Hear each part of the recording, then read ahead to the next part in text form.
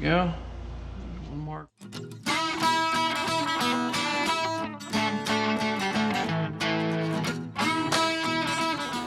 Hey guys, thanks for joining me in the office, and this is the very first episode of how to custom paint crankbaits. I've never done this before, ever, and I just had the idea in my head. It's something I'd like to give a try, and that's why I wanted to make a video series of this in case you're on the same wavelength and you're thinking about doing this too, so you can see my progression of how I'm doing this. So today, what we're doing is we're practicing. And instead of practicing on my blanks that I got here, I don't want to ruin or waste my good paint on. We're using pieces of PVC to practice on. Why PVC? Well, it's basically got the same contours of a crankbait. It's cheap. It's like $2 for a 10-foot stick, and then you're only cutting like 2 to 3 inch pieces off. And what I did to make a bill is I took a wooden stir stick and super glued it so it has a place for me to grab. I'm not actually grabbing the PVC itself and messing up the paint.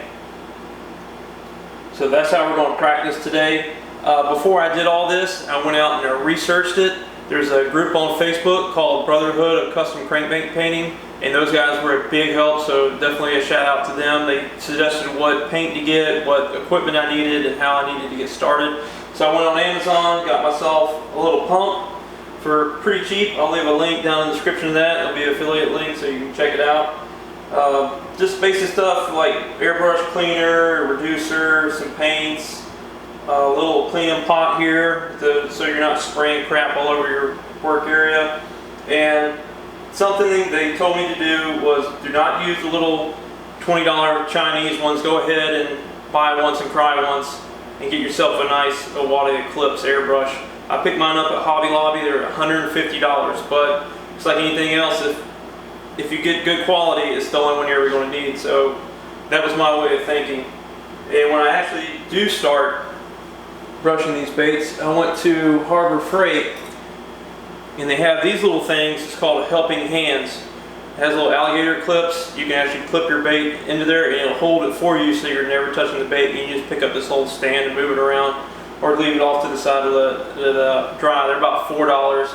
So these are actually $3 cheaper than what they are on Amazon. So if you have a Harbor Freight near you, you can go check that out. I found mine over by like where the RC cars and toys and stuff were. So I got everything, got my airbrush, my air compressor. I'm gonna put the blanks away, and you guys are gonna join me in my very first practicing on these PVCs. Now I have been practicing on paper, just doing dots and lines and just figuring out the trigger and how much paint and the air pressure. Those are all very important things. And I got my heat gun, and we're going to treat this just like I was going to be painting one of these actual baits. Except for I'm not going to put a primer coat on it. It's already white PVC. But and I'm going to use, when you buy a Iwata Eclipse, it comes with paints already in the bottom of it here with a little tube of cleaner. So I'm going to use their paints that came in here instead of the nice ones that I bought, the Createx paints. So we'll get the GoPro on, we'll move the camera, get everything all set up, and we'll get started painting. Alright, so we're going to get started. Get our paints. And if I remember right from kindergarten, and my teacher did a good job, with these 3 basic colors you can make almost any color you want. So today's colors, what we're going to need are brown, green, and orange. And I'm going to have to use some of my black because we're going to be doing a crawfish pattern. I want to get good at learning how to do one pattern before I move on to the next one. So I want to learn how to get good at crawfish patterns before I go into bluegill patterns or shad and so on. But some other things you're going to need. You're going to need some airbrush cleaner, which this comes with the airbrush. If not, you can buy it on Amazon, a lot bigger bottles. And some good old water. So you don't waste all your airbrush cleaner. Start out by cleaning your airbrush chamber with water first, then use the cleaner, and then get yourself a rag that you don't care about. And I got my own little homemade stencil, and I was just screwing around the other night. Some stir sticks and some little cups. So we're going to mix these colors in the cups and then pour it into the air gun instead of the other way around. So alright, go ahead and dive into it. Alright, so I got a piece of paper. Look at that. Actually looks like orange. You did a good job. Not bad for a complete noob. All right, so we're gonna do the belly with this, and that's planned. I'm gonna hold it out because I don't really want, at this higher pressure, I don't want to hold it close or it'll splatter all over the place. And you can always add more, but it's a lot harder to take other stuff off.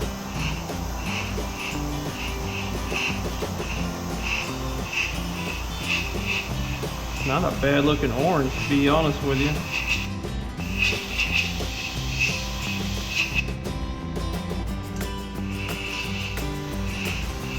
I was worried about that. I'm getting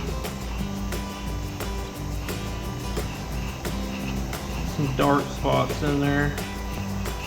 Like I said, it's my first time. This is how you learn, man. I think even I was too close on that the first time.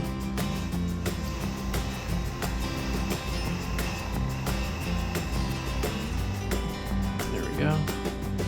All right. So we'll move on to the next one. I mean, while we're doing orange bellies, we're gonna do it with all of them. So I still got orange paint in there. Let's see if I can do this one a little bit better.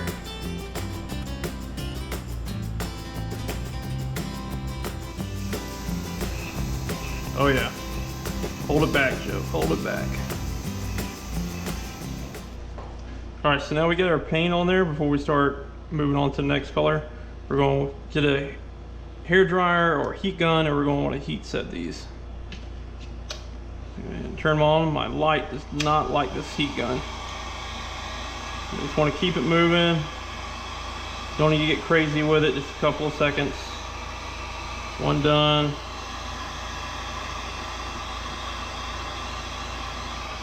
Two done.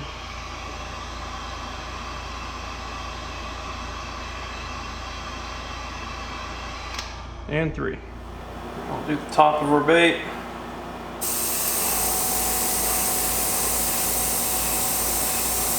Fade that down into our orange.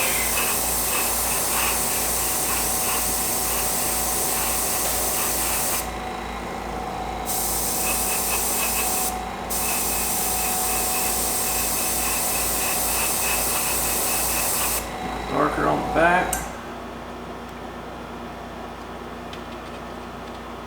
Dang, maybe I should have done it. Maybe I should have done a crankbait.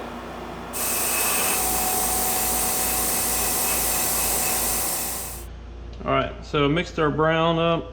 Hopefully it's the best brown I can get.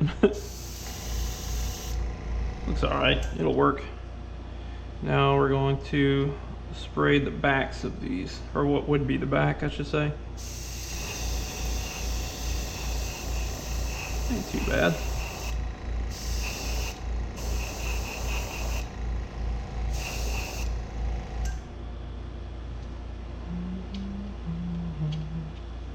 Not that good of a fade. I'll work on that.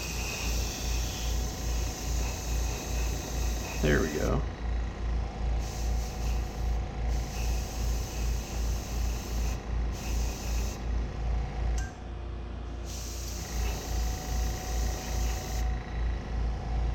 That's a better fade for sure.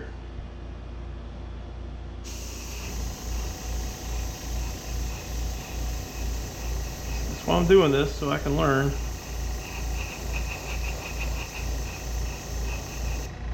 Something I want to do to kind of break this up.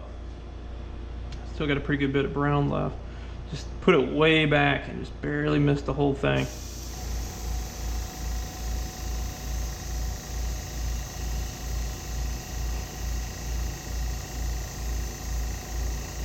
Darken that red up too. Or that orange up, I mean, so it's not as bright.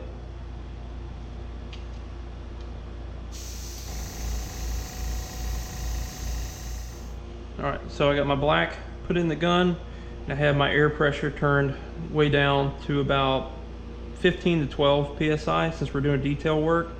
So the general rule of thumb that I've learned is 30 psi for a big area coverage, and like 10 to 15, or 10 to 15 for detail work. So we're about 12, 15. Okay, since I know I'm gonna screw these up pretty good, this really don't matter. Let's just pick one.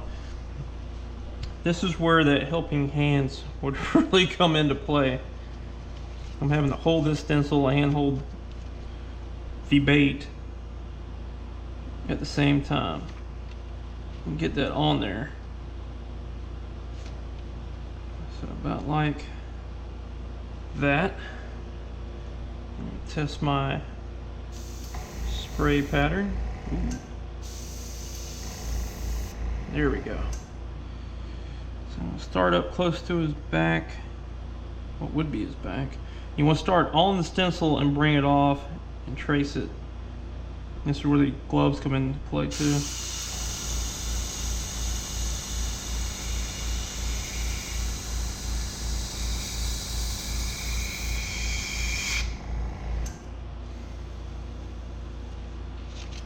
There we go. There's one marker on. And then we're just going to go a little bit behind it and do the same thing.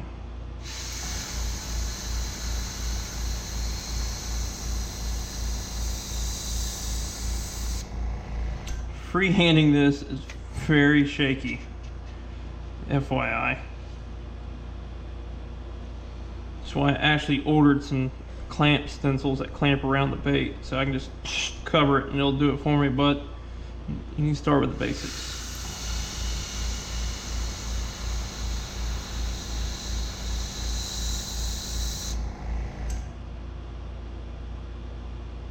So we're getting there.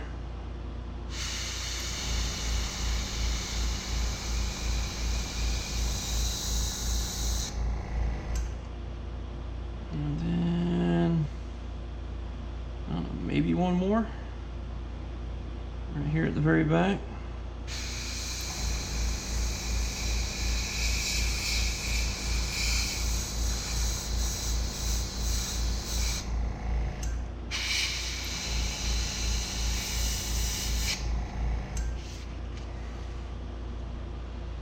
There we go. There's one side. That was a crankbait. That looked pretty good. Not bad for just messing around with the stencil.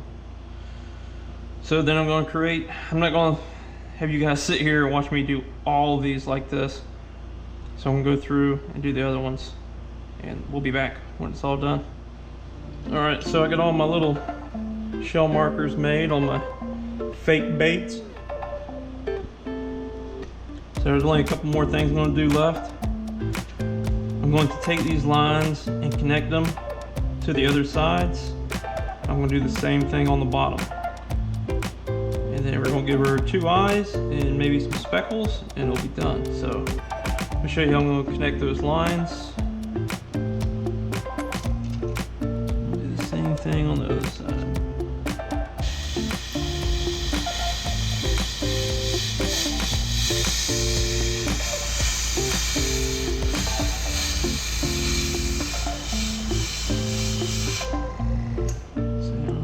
To get any better. Oh god dang. This is while we're practicing, right?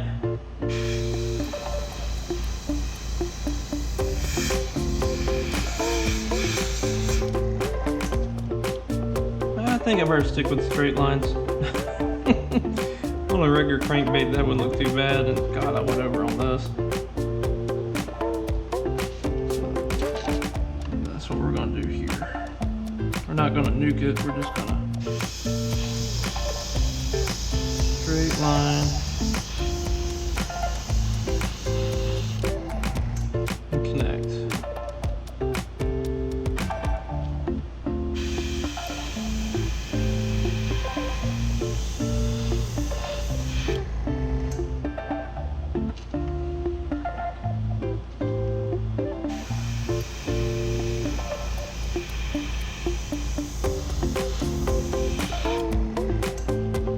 Keep in mind how close you are with your airbrush to your work. Just learn that out the hard way.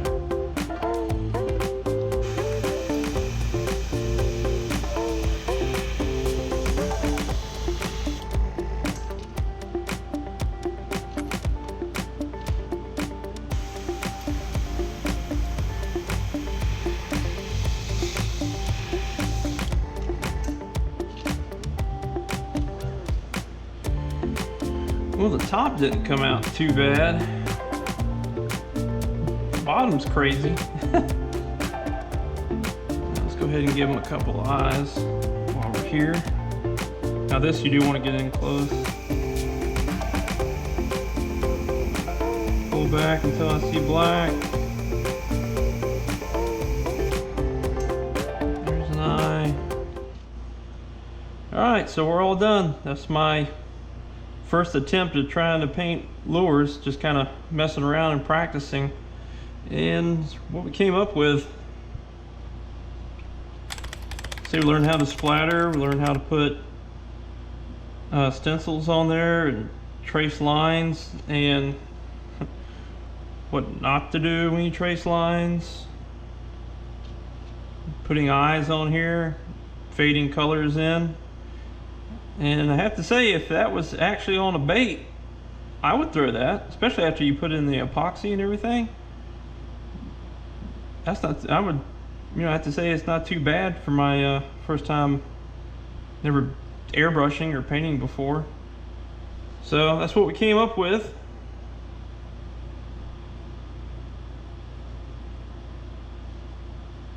Also, I got small paint brushes, so I could take and put orange dots and put dots where I want them specifically at, versus just a flick and a splatter with the airbrush.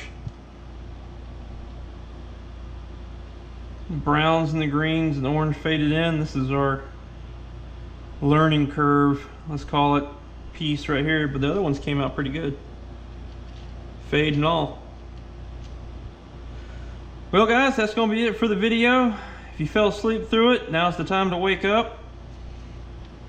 If it helped you out and you're thinking about airbrushing baits like I am right now, and it gave you kind of things to get the ideas and your mind flowing on what to do, please leave the video a thumbs up.